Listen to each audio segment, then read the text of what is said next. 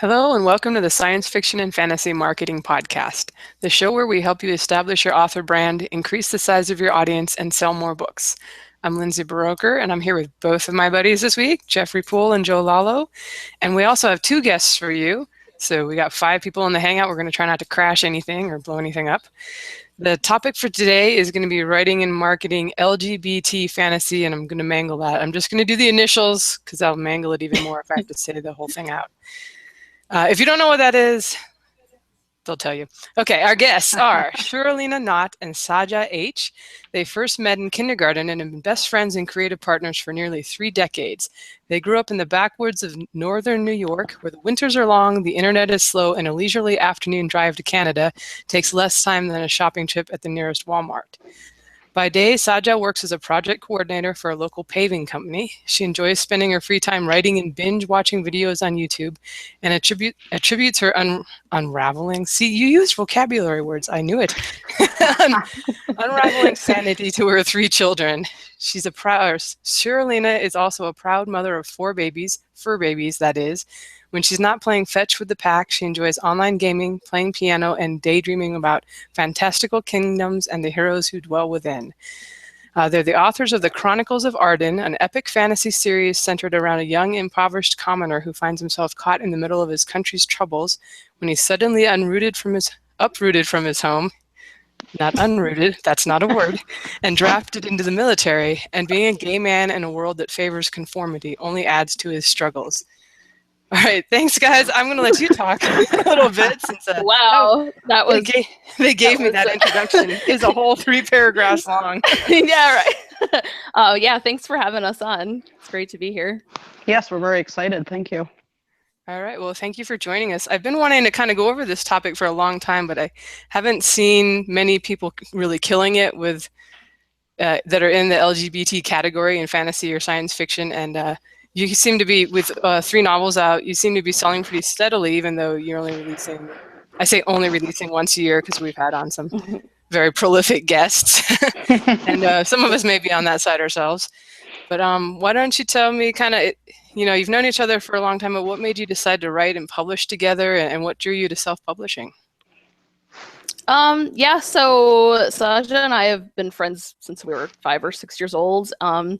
We're both huge fans of Disney movies and grew up watching Disney movies together. And around the age of 12 or so, when the internet finally became a thing, we logged on and discovered the world of fan fiction. So we were writing Disney fan fiction together for a year or so, but eventually the characters we'd created to interact with the existing Disney characters kind of took on a life of their own.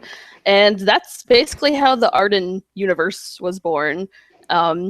Some of the characters in our series are the same sidekick characters that we created back when we were teenagers, actually. And as far as self-publishing, we kind of always joked and dreamed about publishing and about how awesome it would be. But it wasn't really until ebooks and self-publishing became a real thing that we started to seriously consider it. Our friends and family would always tell us, oh, you should publish, and you have such an interesting world, but we kind of just shrugged it off. But in early 2014, we finally decided to go for it. I think we spent like 2 months extensively outlining and plotting and deciding which characters would have to be deciding which characters would have to be cut, and there were a lot of them, by the way. And then in the summer, we started writing A Call to Arms, which is the first book in the series. And about the same time, I stumbled upon Kboards, which I'm super glad I did because Kboards is awesome. So as we were writing, I was also devouring threads on Kboards and learning about marketing and email lists and how to successfully launch a book and all that stuff. I don't know if there's anything you want to add to that. Yeah, just again, she covered a lot of the basics of, small town that we come from. So, we've known each other since kindergarten or the 1st grade. And we were kind of like the nerdy kids. We liked writing. That was our thing. And, nobody else really wanted to join in on that. But so we took off and, like she said, our characters, we fleshed out our characters more and more, and the story just kind of took off on its own. So we've been like developing this world and these characters for like 15-ish years or more, and with the self-publishing, we've kind of been in control of the world for so long that handing it over to a publisher, not that that would be, that would have been awesome if a big publisher, whoever had wanted to take on our stories, but we didn't want to have to go through too much of a filter. And just, it's nice to be able to be more in control of what finally, makes it into the final product, as far as like everything from like the cover to the story itself. So I think that's what, drew me in anyway. All right, very cool. And did you, I guess we should define, let's see, lesbian, gay, bisexual, transgender. Did I get it right? There's a couple of more initials stuck on sometimes. Yeah, there's but Amazon doesn't have them. So yeah, so you're not allowed to, there's no categories at Amazon for that yet. And it sounds like your main character is gay. Do you have any other heroes in there that are non-traditional when it comes to that? Well, he has a romantic interest in the story, and then there are a couple other side characters who identify as either gay or lesbian, although we haven't really, that's kind of a spoiler, so I shouldn't talk about that. Yeah, and I mean, I'm not sure exactly what you mean by non-conventional. Not in a heterosexual, yeah. The typical male-female romances that you read about in, and I don't even know if you have a romance in yours or if that's part of it. There is. It's kind of the side story, but yeah, we do. In our world, there is, I guess, what you would call the gay community, and so our main character and his love interest, they're both gay men, and there are some other gay men, and like we said, there's we do have a lesbian woman. We also have women who are, like, I don't know, not stereotypical, like the damsel in distress, but again, if you like reading the books or whatever, you would see, we have quite a few different characters out there, just kind of all over the spectrum. Kind of cool. And it sounds like you kind of explore that a little bit in the stories, whereas like, I guess I've done it before with characters, they just happen to be gay or whatever, but it's not the emphasis of the story. What kind of, with you guys, is that more of an emphasis, or is it more like a traditional epic fantasy and that just kind of happens to be an element? I think for us personally, our goal was always kind of to put emphasis on the story and, of course, the journey and growth of the characters. Our protagonist, yes, he's gay, and there are some unique struggles he faces because of that, but there are also plenty of struggles he faces in the series that really have nothing to do with his sexuality. He's an orphan, he's poor, he's thrown into a world and completely out of his element. So yeah, he just happens to be gay, but he's a lot of other things too. I don't know if you have anything to add to that. Yeah, like his love interest, let's say, again, yes, he is a young gay man, but his story is a little bit different because he comes from a wealthy family, a powerful family, and so it's kind of taboo. Well, it would be taboo for anyone kind of in this world still, but he was trying to be honest about who he is, and so he does have some struggles that are based on his sexuality and coming to terms with that. But then again, there are so many other things going on with their country and everything. Without trying to give away too much of the books, there are definitely those epic fantasy adventure themes that are going on that we did try to stick with those rather than making the emphasis about them being in the LGBT community. So that's just it's like, oh, they have curly hair or straight hair or whatever. It's just it's part of who they are. Cool. And did you find that it sounds like you decided right away that self-publishing would be the way to go? So maybe you don't know, but I don't know, is it difficult? I guess I'm wondering if it's difficult for people who want to traditionally publish to do like LGBT heroine or a protagonist and get it published by like a big publisher. I just asked because I remember looking like back when, gosh, Queer as Folk was on. I remember looking for some fantasy and science fiction novels that had like gay characters or something, and there were some for sure, but seemed like it was very hard to find that kind of from the traditional publishers. Yeah, it's super hard. And I mean, maybe I don't know about now because I haven't really been keeping track of it, but I know like growing up in the 90s, like I found I can think of 2 authors off the top of my head that included LGBT characters. And that's amazing. I can only think of one. Yeah, I can't even remember the name of the other one, but yeah. So I know with self-publishing, it's an extremely popular genre, but I'm not sure about traditional publishing. So. Yeah, I know. And again, being a product of, growing up in the 90s or whatever, there just wasn't a whole lot of, FaceTime for characters who weren't just the typical white, straight hero or heroine characters. So for us, I know we've always kind of put an emphasis on it's okay to not necessarily be those things. It's okay if you are, but it's also good to, give face time to everybody else too. Definitely. And have you found any challenges because you chose to do these characters, or it's kind of nice that you can get a niche on Amazon that's not packed with competition, but at the same time, people might say, oh, I'm not interested in that kind of hero or heroine too. So. Yeah, I'd say all the readers so far have been really accepting, and they like the fact that our stories aren't really smutty or erotic or anything. We decided right away we didn't want to go down that road because a lot of the stuff you do find on Amazon, it does tend to be more erotica, which there's nothing wrong with that. But we wanted the novels to be like accessible and appropriate for teenagers as well. So a lot of readers have actually reached out to us and said, I think it's actually awesome that you didn't make it hot and steamy. I kind of like this change of pace. So it's been positive so far. Yeah. You get good reviews and you get bad reviews. Some are justified and some are opinions more than constructive criticism. But, so yeah, you get one once in a while that even though you've categorized your book, maybe they didn't see that, they didn't realize that.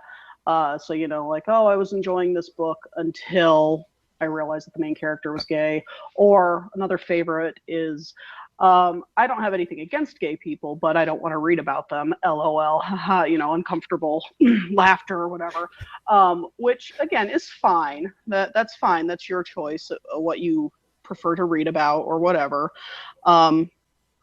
But yeah, we definitely have had people sometimes not even the demographic we thought we were going to be presenting the book to. We were kind of originally aiming towards other people, women our age. Just it kind of seemed like from fan fiction and things that I had done on the internet, like that kind of seemed to be the target audience. But we've definitely had people outside of that target audience write in and say really kind and wonderful things about, oh, I wish there had been characters like this for me to read about when I had been young and, still trying to figure out who I was and where I fit into the world. So that is just like the most awesome feedback that you can ever get. Yeah, and it seems like you wouldn't offend people if you're not doing the steamy scenes. I think that might be where I could see people being a little uncomfortable if they're like, oh, this is not what I'm used to. Or just in general, a lot of people don't care for those scenes in their books, especially if it's epic fantasy and not categorized under romance or erotica. Right. Yeah, the few self-published epic fantasy LGBT books I have read have all tended to be really erotic and like smutty, but that's cool. Nothing against that. It was a good read, but that we just didn't want to go down that road. Yeah, again, like she'd said earlier, being open to especially younger readers and just any vulnerable readers, people who need to know that they're not alone and hey, there's more of us out there, and that's cool. It's fine to be yourself. All right, cool. Well, let me hand you to the guys for a few more questions, and then we'll jump into how you've been marketing your books a little later. Yep. All right. So my first question is similar to something that was being discussed earlier. When an author is seeking to include more LGBT characters in their writing, frequently the thinking is that this element of their identity should be the focus of the character arc, and that anything else would seem like a token inclusion. Do you think that it needs to be like the story needs to be about that aspect of their character, or is it just better to have it simply a part of the character that may or may not be a focus at any given time? I think it does kind of depend on the story that you're writing. For us, it's definitely more of just this is part of who they are. It does have its own struggles, their own special obstacles that they have to face. But I can see, just from having, again, growing up in the 90s or whatever, and when the LGBT community was first becoming visible, be on television or in books, it just did seem very, I don't know, maybe even almost preachy. Just if it's fine if they are gay or lesbian, trans, whatever their story is, but when you get caught up on just that aspect of who they are, to me, that it's almost like stripping away the rest of their humanity and who they are as people. And we come from a small community, and so I know for me personally, I always wanted to emphasize that this person has this story and this is what's happening. They also happen to, be gay or whatever their scenario is. But me personally, I don't really think you should, for the sake of flavor, let's throw in, a gay character or a trans character. That should just be part of who they are, and make sure, you also have a good full story to support that character. Yeah, I definitely agree. Okay. No, go ahead. I was going to say I didn't really. That was pretty good. I don't really have anything else to add to that. Well, thank you. Yeah, I definitely agree with that, and I feel like particularly like the dangers with the main character, you can analyze a lot of who that character is. So they're obviously not going to be all about one thing. But if your character if it's a side character we don't get a lot of, then I definitely could see that the danger being that you basically, and this character is all about this one trait. That's all we ever see, and that's I would call a negative inclusion to the story. Right, exactly. It's all about finding balance. Yeah. Another sort of along the same lines. This is a question I asked a couple friends of mine recently. Do you think that inclusion is more important than quality? That's to say, let's imagine that an author who hasn't traditionally included a lot of LGBT characters makes an earnest attempt to be inclusive, but the result is awkward and clumsy just out of lack of experience. Is it better to have those characters included in the story, even if they weren't maybe as good as they might have been?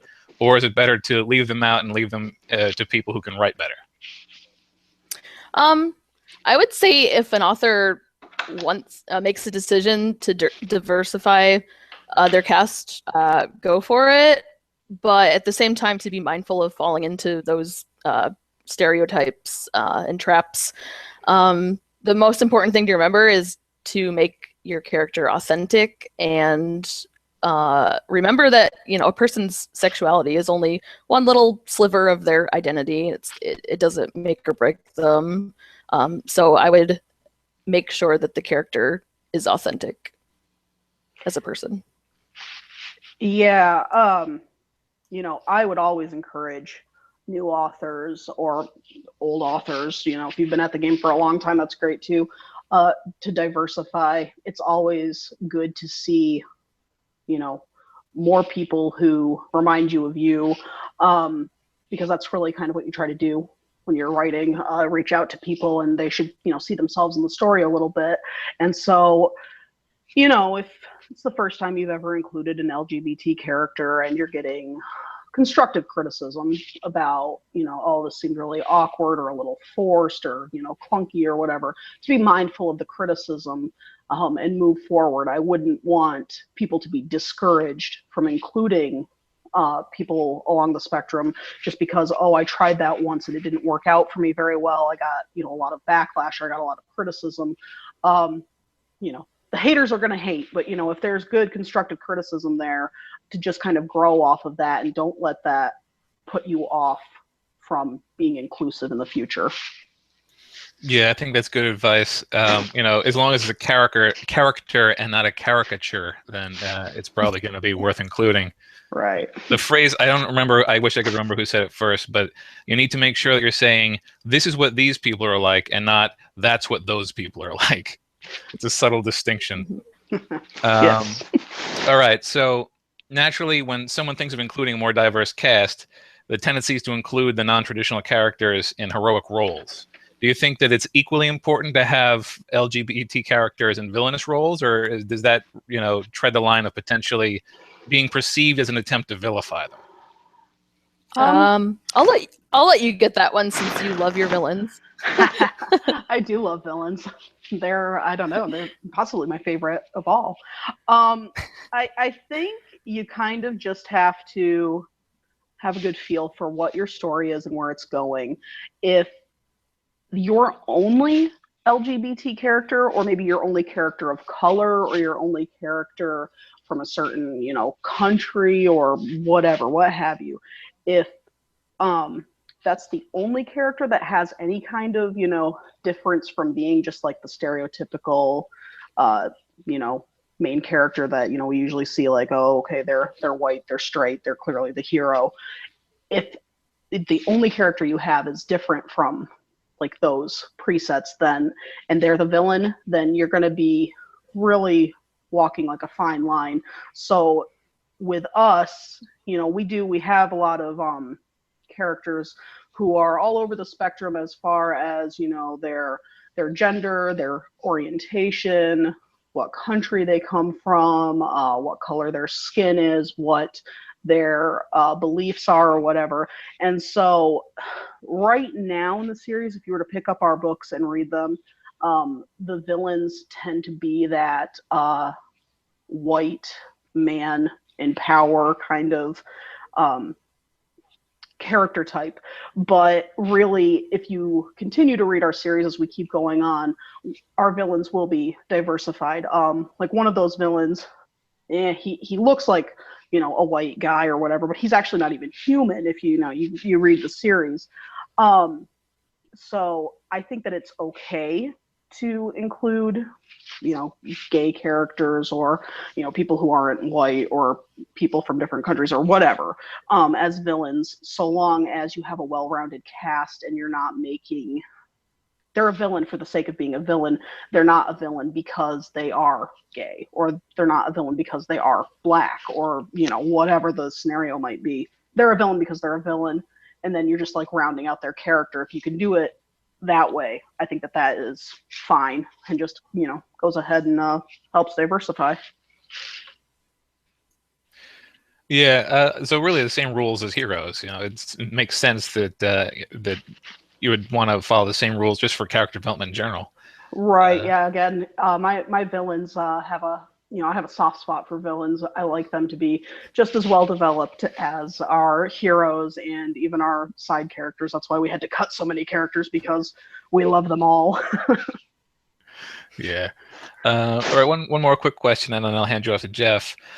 Frequently, one of the reasons that people set something in a fantasy world or a sci-fi world is to, in essence, correct an aspect of reality that the author feels is flawed. What sort of book do you think deals better with a subject like, LGBT? Well, the four letters that I'm never going to get right. I know what you mean. Yeah. Which better, a world that's been crafted in which the modern and bygone prejudices are gone, or a world that mirrors and analogizes modern struggles? You can go ahead and take that one. Okay. Well, I know we talked about this kind of stuff. But anyway, Well, there are readers for both. So, I mean, as a writer, if you're like, oh, I definitely like to write in a world where I don't have to worry about any of those prejudices, they're already gone. That's fine. There are readers out there for that. Um, Personally, we have gone the opposite route. Again, you know, we grew up in a small town in the 90s, and I'm gonna, you know, beat that over the head until you know it. But it is, you know, we wanted to be able to. This is our voice. The books are our voice, and we're kind of telling the, you know, the stories, the struggles of, you know, everyday people who, you know, whether they're LGBT or whatever, that, you know, they have their own special struggles and everything. And I don't know, for us in our series, I don't know, to ignore that would have it would have taken a level off of the story. I don't think the story itself would be as rich. It wouldn't be, you wouldn't feel the world and the characters' development as well if we hadn't included that. That's not to say that other authors can't do that, because I'm sure if they built their world around, you know, to me, almost like a utopian, you know, type of world or whatever, but if that's what they've had and they're working on, then I'm sure that can be fine. But for us, it was important to include those struggles. And when you feel like such a tiny little fish in a very, very big pond, it's very nice to have an outlet like our books to be able to voice our opinions. Yeah, I definitely feel as though it's easier to teach a lesson and to make a statement if the world that you're setting your book in has, you know, people can identify with it, and it's hard to identify with utopia because we don't live in a utopia. Right, exactly. Yeah, we definitely didn't want to make the book super like preachy or whatever, or political or whatever, but I mean, you can read them and tell. We definitely have, the characters definitely face the same exact struggles that we see in the real world, like not even just like the LGBTQ, but like women's rights and foreigners coming into your country. Like, you know, we see those kind of things going on in the real world. Yes, yeah, there's all kinds of, you know, things that we, again, this is our voice, so things that we have tried to open up and talk about, because, you know, discussion is important. And if you're going to overcome, you know, fear and, you know, misgivings or whatever, then just opening up and having the conversation is what's important.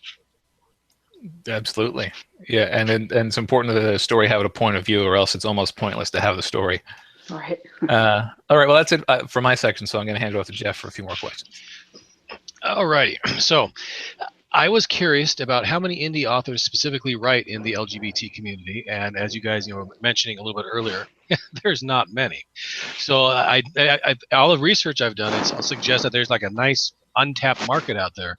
So I'm wondering, you know, does having LGBT characters as protagonists in your novels, do you feel that they've boosted your sales or potentially downsized your audience? I think it's definitely helped. There's definitely an audience out there that is seeking specifically that kind of book. But it's a huge spectrum. If you go to the LGBT fantasy top 100, you'll see there's just like a huge wide variety of subgenres within it. There's paranormal, romances, erotica, dystopian, steampunk kind of. Urban fantasy is still super huge. But I do think the LGBT epic fantasy niche is underserved, and it is a smaller audience, but the readers there are quite desperate for new material to read. So I think it's worked to our benefit. Yeah, I would agree with Shuri on that. Like, as far as like, breaking into, say, epic fantasy or whatever, that's a very big pond, and, you know, making even a ripple in that would be quite difficult for, you know, two new authors who didn't have any works out there before this series.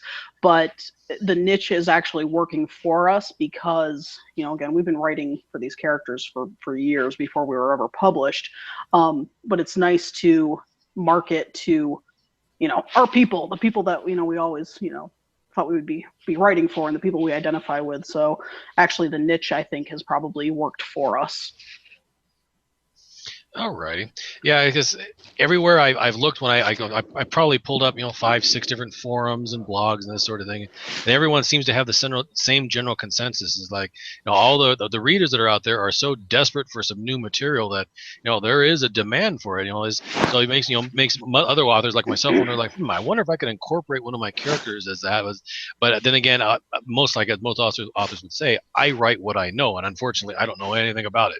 So with my luck, I'd bungle something horribly and piss off a whole bunch of people. So we're probably not going to do that. So, okay. The next question I have is we've only had a few writing partners on our show, so I've got a couple of questions for you regarding how the two of you work together when it comes to writing. So, with that being said, I have a question. Has one of you ever felt strongly about including a certain character or element or theme in your story, only to find that the other says no? Oh gosh, we definitely have had shouting matches. I mean, we're best friends on top of being co-authors, so it's okay. Let's disclose that we're almost like sisters, so it's okay if we yell at each other sometimes. Both of us have strong opinions, and we've definitely clashed heads a couple times. But we negotiate with each other and work through it, and yeah. That's got to be the first response I've heard, where usually the two people are going, oh yeah, well, we can disagree here, we can disagree there, and instead I hear nervous laughter from both going, I'm like, well, there's a story behind that, but okay, we'll have to save that for a different time. The nervous laughter is to cover up, because we know just how awful each other is, and we don't want the other to say anything. Yeah, our friendship has been on the line a couple times throughout this process, and it doesn't help. I'm like super control. I need to be like in control of everything. I'm like a perfectionist, and I think sometimes it annoys her a little bit. Yeah, and I'm the opposite. I'm like really laid back. I'm like, oh, what are you worrying for? Let's just do it. It's fine. But so it's good though. We balance each other out. So how do you split up the writing amongst the two of you? I mean, how do you determine who writes which part or which chapter or whatnot? Is you guys have an outline you follow, and it's like, okay, you take chapter 1, I'll take chapter 2, or how do you do it? Yeah, generally we do divide it up by scenes, or just write for a certain amount of time and just be like, okay, your turn, hand it off. But we definitely have different strengths and weaknesses. SaJa is like amazing with dialogue. Like, I guarantee anything witty or like any mic drop powerful moments of dialogue, I guarantee she wrote it. And I'm surprisingly really awesome at writing action scenes, which I didn't really know until I actually started writing them. And I also tend to be the person who goes back through and flowers everything up and adds pretty descriptions, and all that boring stuff. I do that. Yeah, no, she's good at like, again, it's like my brain goes a little too fast. I'm more focused on, say, the character interactions or whatever, and so I'll take them into a new city that the reader has never seen, quote unquote, before, and just focus on what the characters are doing and hand it off to her, and she'll be like, are you kidding me? You didn't give me any description at all. I'm like, hey, there you go. That's for you. Thanks. So Job security. Right, exactly. Like I said, we even each other out. We've tried a couple different things, like with, I'll write this scene, you write that scene, but kind of we think what works best for us is actually, so we have an outline that we like go over and re-go over and tear it apart, and the process is just if you're an author, but so like, okay, she's been writing something for a while and she's like, okay, I can't look at this anymore, take it. So I'll take it and I'll work on it, and then when I can't look at it anymore, send it back to her. And so like sometimes it's not even a whole scene that one of us will send to the other, but then the other person completes it and starts the next scene, and back and forth, and then that way you're getting both sets of eyes going over it for editing and just for like, adding things in or cutting things out. So it's a work in progress, but that's generally how we go about it. Sounds like between the dynamic, but the dynamic between you two, have you ever tried to prank the other? Like one person's like, okay, let's see what she does with this. Write something, oh, I'm tired of looking at it, here you look at it, and you read it and go, what the hell? Generally, it's more like I am like crying because, oh, this scene is horrible. I don't know, it's not working. And I pass it off and I just get like tough love and, oh, it's fine. Deal with it. But no, we've been writing together for so long that we kind of have similar writing styles. And I remember my mother asking when we first started out, she's like, how are you two going to write and, not make it sound like it's two different people completely writing it? And I'm like, just you wait. And she was actually, I can't tell that it's two different people. So I think we do a really good job of blending our styles together. It works well for us. Nice. All righty. Well, let me hand you back over to Lindsay. We're going to start up some marketing questions for you guys. Oh, goody. Yes, definitely. Now that people are enticed and they know this is not a super competitive genre on Amazon. Right. All right. How do we sell these bad boys? Something I thought of earlier when you were mentioning the fan fiction, I was just curious, did you bring Did you bring an audience from your fan fiction over that ended up buying your fantasy? No, because we were 12 years old and I don't think anyone would want to read it. I would not want to go back and read it. We actually have binders full of old stories that no one will ever see. So no, we never really built up much of an audience because we were not even teenagers yet at that time.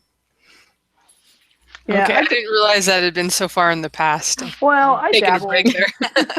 I dabbled more in fan fiction a little later on. To kind of to help refine my skill or whatever. But again, I actually have quite a wide range of different interests and things that I like to write, and I know of one person who followed me over and bought our first book, but again the genre is quite different. Really the only thing that I think the person who bought the first book, I think the only similarity really between the fan fiction that this person had followed me from to this book was just that there was a gay protagonist. The genre is completely different, so yeah, we haven't had much follow over at all. Okay, we've actually had quite a few authors on here that got their start with fan fiction, but even with those that had built up a pretty big audience on some of the major sites, it sounds like it's tough to get people to then go over to your original fiction. Yeah, it's tough to get people to buy stuff when you've been writing free stuff. I don't mean that in a bad way. It's just, it is what it is. Yeah, why would I buy books? There's all these free websites full of stories. Right. All right, well, when it comes to marketing, have you guys faced any unique challenges or any challenges in general when it comes to trying to sell your books? Not especially. I mean, I think all indie authors kind of face marketing challenges. It's a tough world out there, but I can't really think of any specific challenges that we face. Can you? I don't. The only thing I can really think of, again, going back to earlier in the conversation, when we first wanted to market these books, and hindsight's 2020, so it was all a learning process, but because so much of the fiction out there right now for LGBT, it focuses on romance and erotica. Like, kind of when we were first marketing the books, first reaching out to people, we wanted to reach out specifically to LGBT people, people who are already interested in that. So we were kind of reaching for those romance readers, and we've had, I don't want to say a backlash, but people, some people, like, they're probably very comfortable reading romance. They really like the first book.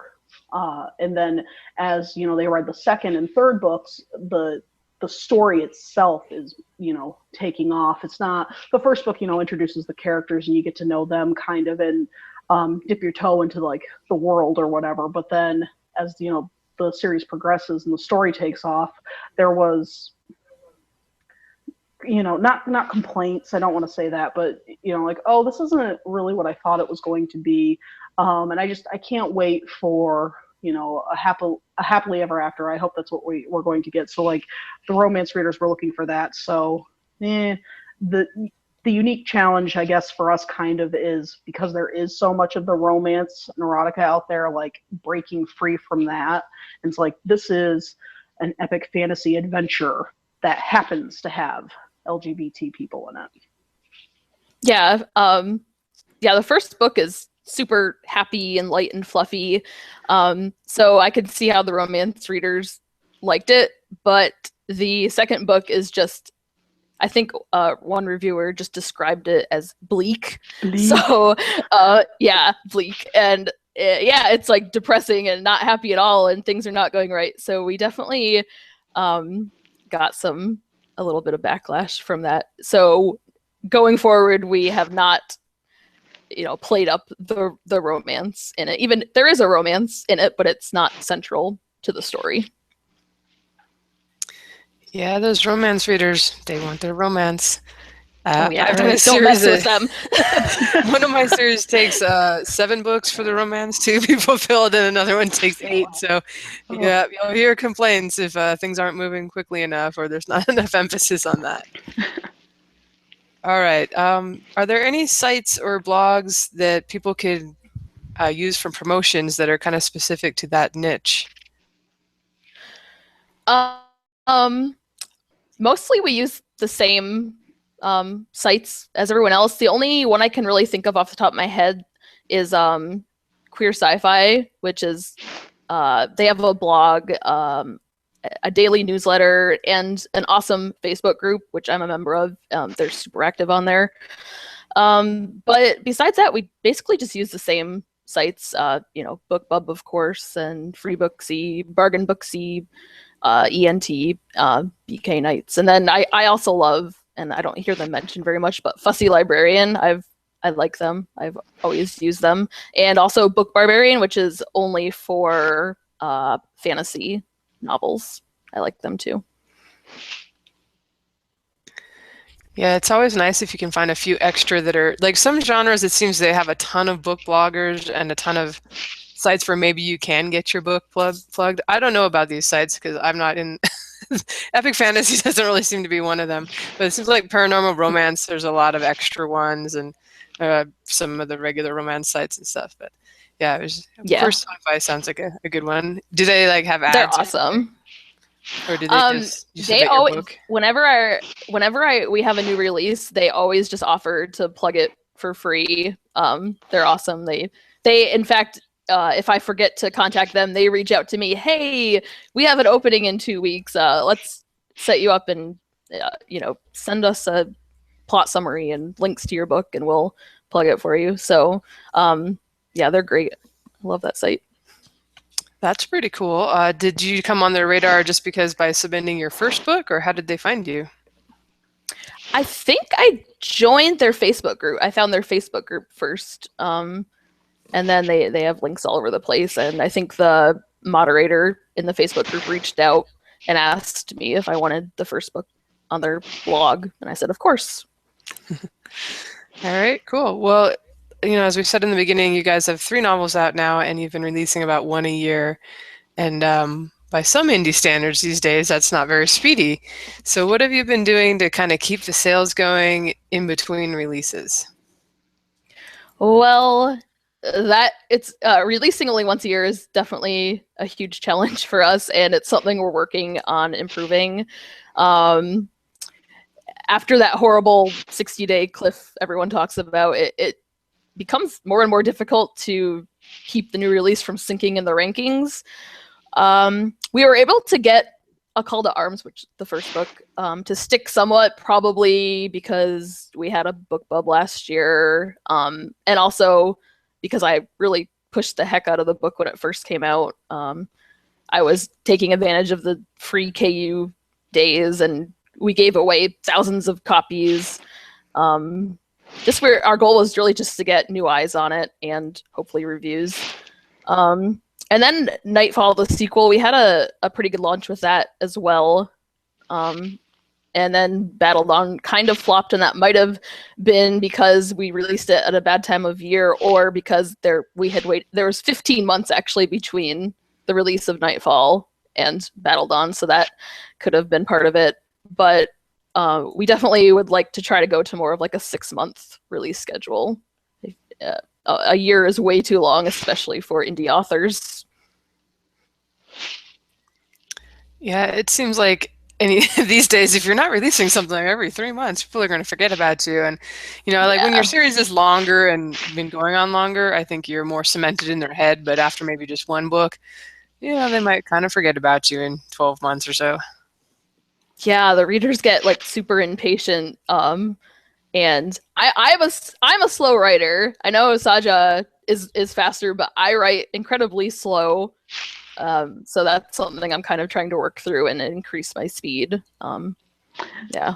It's hard too with epic fantasy because the books tend to be longer. So some genres, and I'm not pointing fingers or whatever, but I'm just saying like some genres, if they can put out a 60, 70, 80K word book, you can kind of keep that pace a little bit faster, but as where our books tend to be anywhere from like 100 to 120, or what was Nightfall at? Do you remember the 150 150K? That thing was huge. It seemed like it took forever.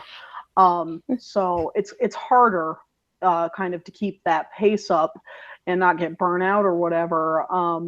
But again, the readers, they're blissfully unaware of how long it takes to write that length of a book. Right, and that's definitely true. And readers do expect the longer books, I think, with epic fantasy. Some genres you can get away with the shorter stuff, like the romances are often that short, and even the space opera and some of those are 60, 70, 80K. I've kind of gotten shorter just because it's not like you can sell the longer books for anymore, really.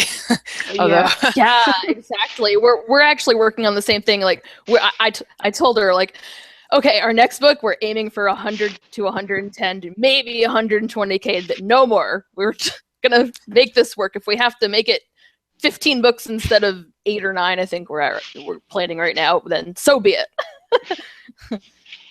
Yeah, it's hard when a series, as it gets longer too, it just seems natural for the books to get longer. I know mine always do. I've got over 200K one that was book 8 in the series. Man. Yeah. Even the sci-fi ones where I kept them to like 80K, 80, 90K for most of the series. The last one was 120. It's the nature of the series, I think. All right. I noticed, you guys, we've talked about being in the LGBT category. There's a fantasy category or paranormal or fantasy something on Amazon. Do you ever worry that, like, I think it's good to be in the category because then you can be in the top 100 more easily when it's not that competitive. Do you ever worry that people who prefer the mainstream epic fantasy, if that is such a thing, will see that it's an LGBT category and be like, not for me, when it sounds like your books could be for anyone that enjoys fantasy? I guess, is there any backlash? It sounds like you've had positive experiences overall, but I guess I wonder if there can be any backlash from that. Yeah, I would say it's definitely a smart move to get into those LGBT categories because they aren't nearly as competitive as, say, like traditional epic or sword and sorcery fantasy. And the LGBT fantasy and sci-fi categories are especially easy to break into that top 20 list because they're not as competitive. I remember hitting the #1 spot in that category with Nightfall, but our overall Amazon ranking was something like 4,000, so nothing spectacular, but we were still like the #1 in that sub category. I would really never suggest to avoid the LGBT fantasy category because, first of all, there are readers specifically seeking that type of novel. And secondly, it's really best to be upfront with the content of a book, because there are people out there who don't want to read it, and that's fine. I know we ultimately decided to put a short little disclaimer at the end of our blurb, even though we didn't really want to, but we just wanted to let potential readers know that there's a gay relationship in this series, because you can't really tell from the rest of the blurb or our covers that there is, and we just feel like it's important to let readers know what they're buying. Yeah, you don't want to alienate people because they're really uncomfortable with this, they don't want to read it. Maybe someday it'll be okay to not categorize, or you don't have to put up that disclaimer or whatever. But I actually, I would agree with Sherry that it's just better to be upfront and let people know what they're buying, so that they don't have to leave an angry review or a disappointed review. It's just better to have it all out in the open. Yeah, that makes sense. And for the record, I will put myself in any category on Amazon that I can legitimately qualify for. So the more categories, the better. Oh, yeah. Yes. What was I going to say there? I totally blanked out. So I'll just move on to my last question. Oh, wait. There it is. Do you feel that to be in the LGBT category, to qualify, to meet the standards, doesn't it really need to be like the protagonist that fits into that category? Or, because I think a lot of people are like, well, I've got the side character that he's gay, so maybe I could be in that category. Or I feel like you probably want your protagonist to be, but what are your thoughts on that? I mean, this is pure opinion, but I would agree with that. I mean, they have the Harry Potter books listed in LGBT categories just because Dumbledore is gay, and to me, it really should be the protagonist or one of the major characters. Yeah, or maybe even if it's not a major character, like it should definitely be, I don't know, part of like the story arc or something. It should be significant in some way for it to fall into that category, I would think.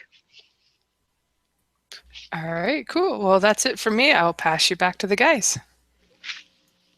Yep. All right. So I got a question about being a writing duo. Did you ever consider creating a pen name that represented the both of you, or was it just always the plan to be the co byline?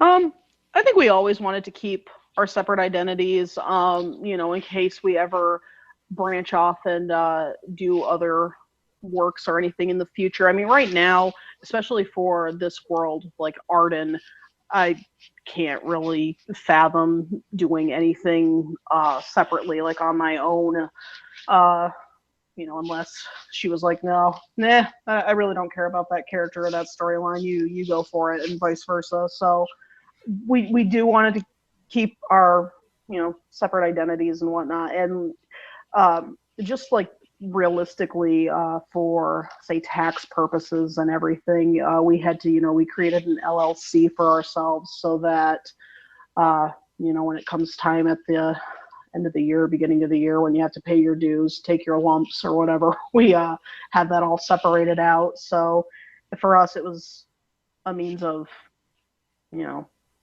I don't know, just this is yours, this is mine, and keeping it all separated out nice and neat.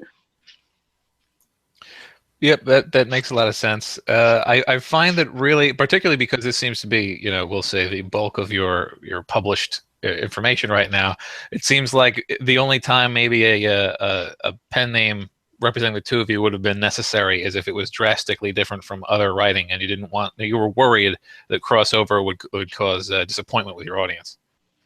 Right. Yeah, for sure.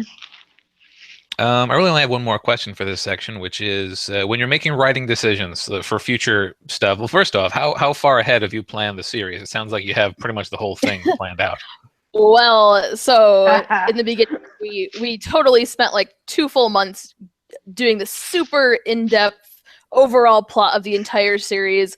We're doing book 4 right now. That original outlines just totally changed completely. Like you wouldn't even recognize it anymore.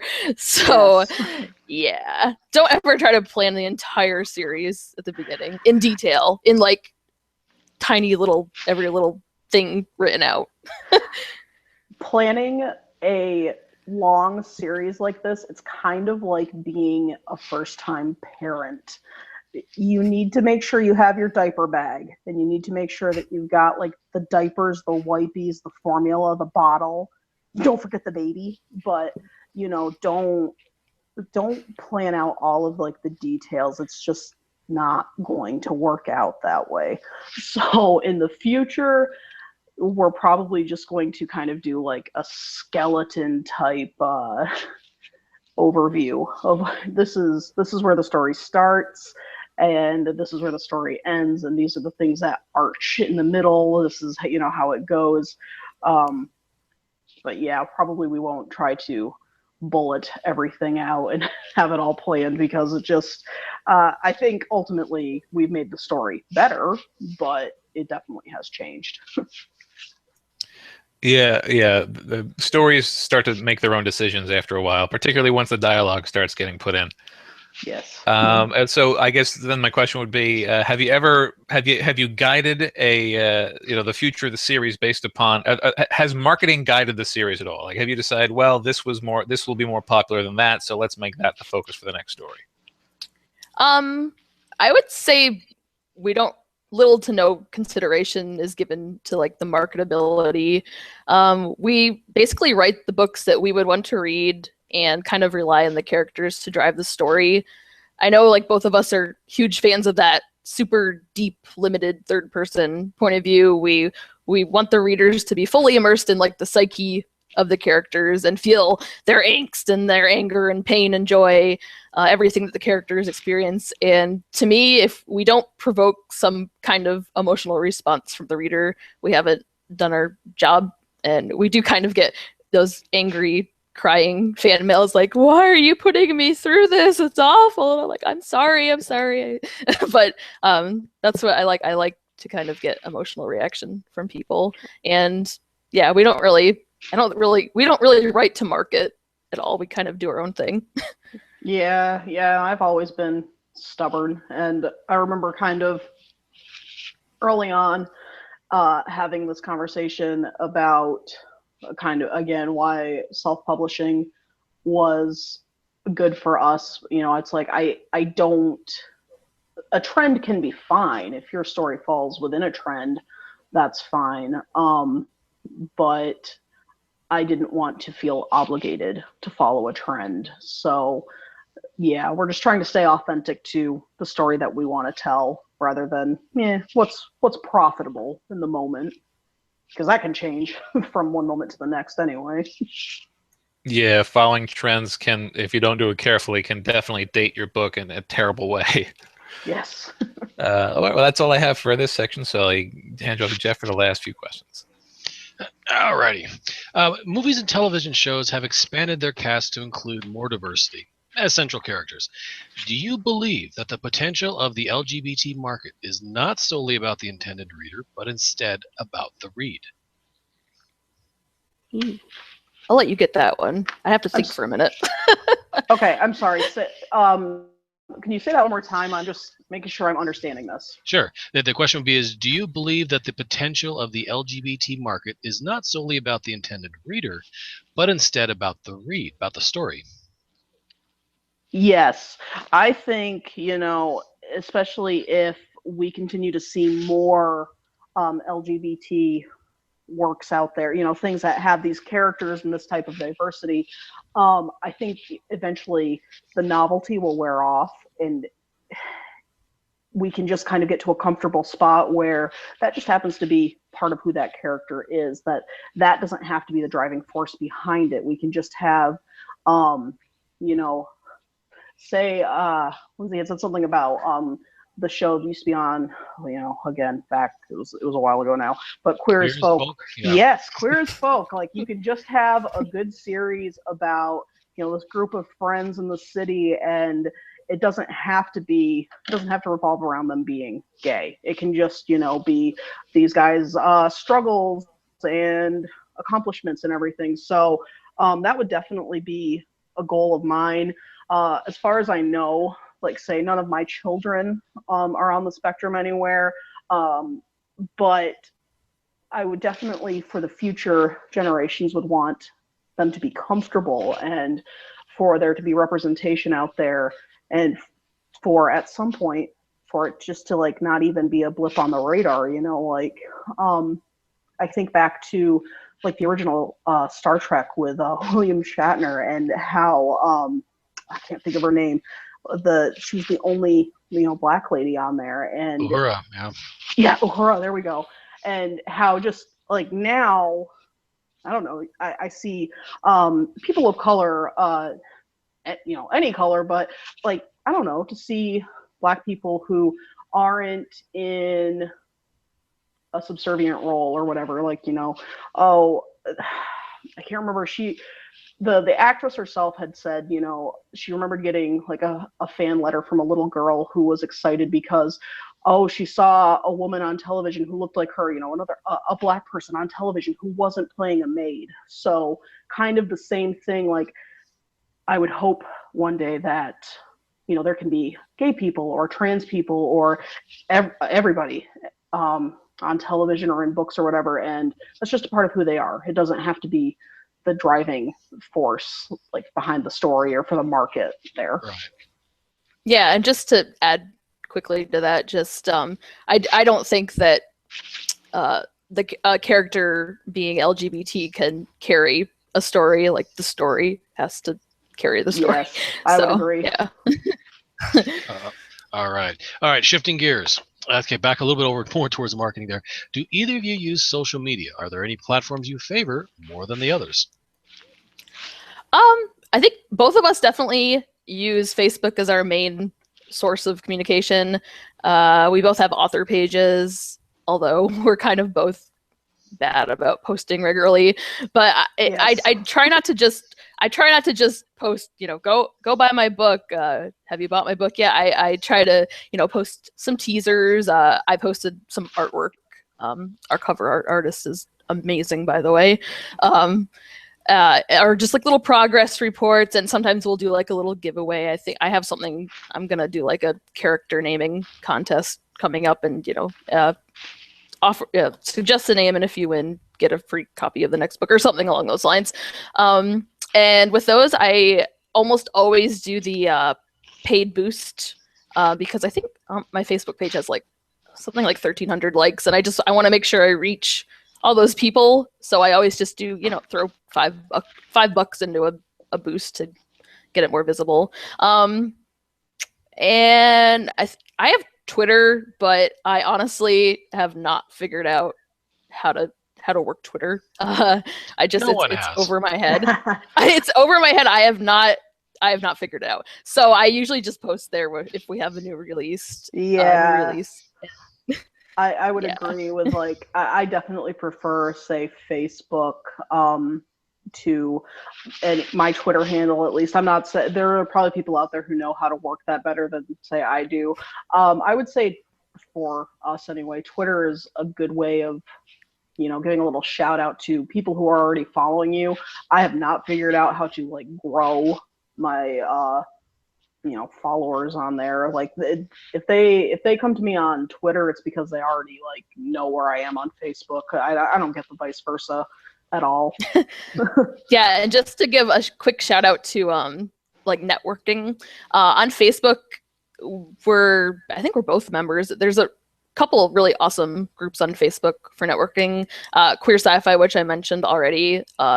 They pose like daily questions for both readers and writers in the LGBTQ spectrum. And then we also use, there's a NaNoWriMo Facebook group, and it's super active. There's like, I think 22,000 members in it, and they're always posting, and sometimes they kind of ramble about things, but if you have a writing related question, they almost always respond. So I mean, I've posted, I've asked, I think I needed help with a character name or something, and I got like 20 replies. So those are two of Facebook groups that we both love and use. Good deal. Do you guys use a mailing list?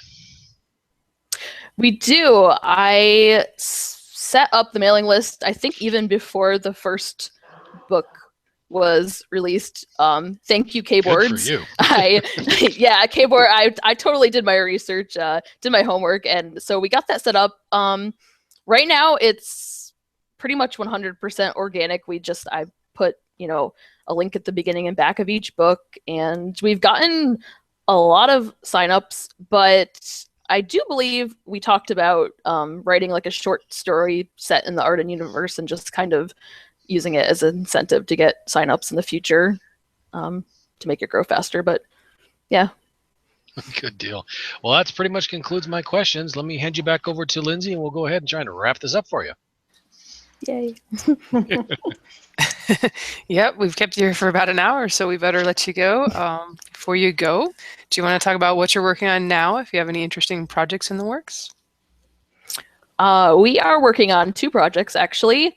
I'm probably not supposed to mention one of them, but I'm going to anyway. We're writing book 4, of course, and we're also at the same time working on a 1.5. So we haven't actually announced that to the readers yet, but our cover artist is getting to work on the cover for that next month. So that's exciting. We did have some of our readers comment on there was kind of a big gap between the first book and the second book, just in the timeline itself. So we're working on filling that gap a little bit. But then, yes, like Shuri said, we're also working on the next book in the series. All right, sounds good. Any parting advice for other authors who may be wanting to jump into this niche? I would say go for it and write a series, because don't try to do a standalone. Definitely write a series, and just be mindful and respectful, and make sure your LGBT character is authentic. Yeah, I would also say, if you're thinking about it, or you think you want to join this genre, or any of the genres with LGBT, or whatever your diverse character may be, do it. Just go ahead and jump in there and do it. We need all the voices we can get. It's always good to diversify. So yeah, as long as you're, like Sherry said, being respectful, and just get out there and do it. It's a good thing. All right, cool. And where can people find you online? You could. I have a webpage. Slacker over there doesn't have one, but mine's I was just looking for hers. Mine's just ShirilunaNott.com, and then we're also both on Facebook under our respective names, Shiriluna Nott and SaJa H. And I'm mostly active on Facebook nowadays, so that's probably the best place. Yeah, that would also be the best place to find me, is on my Facebook anyway. All right, cool. I will put the links to your site and your Facebook pages in the show notes. This will be episode 107. If anybody wants to stop by, marketingsff.com. You can leave comments or just go visit their pages. And did I see your first book is free right now? Are you doing perma-free with that one? No, it's not perma-free. Today is the last day. We're doing a pay you. So today's the last day, so get it before midnight or 2 a.m., whatever. I don't know. For those that are on the ball and listening to the podcast right now. And the second book is on sale for 99 cents, and I believe the third book went on sale for 99 cents today with a Kindle Countdown deal. So yeah, go pick them up today. All right. For those 3 listeners that were on the ball and listened the very night the show came out, right, you can get the deal. For the rest of you, it sounds like it's in Kindle Unlimited, so at least they can borrow it if they have a membership there. All right. Yeah. Well, thank you guys for joining us so much, and hope the book 4 and book 1.5 go well. Nice to meet you guys. Thanks for all the info. Yes, it was nice to be on. Thanks for having us. This was fun. No problem. All right, thanks for listening, everyone. Bye.